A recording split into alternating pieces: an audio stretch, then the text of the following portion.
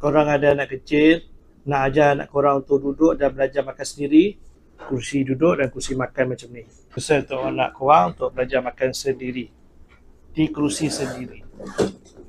So dia macam ni, belakang dia macam ni,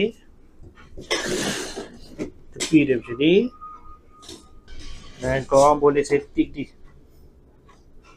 buka pun boleh, boleh jadi macam ni. So bila nak makan, letak macam ni.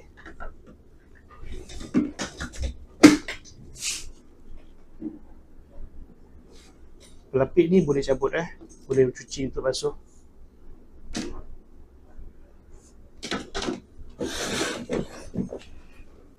Dan ada tali. Kalau korang berminat dengan kursi tempat makan untuk budak-budak ni,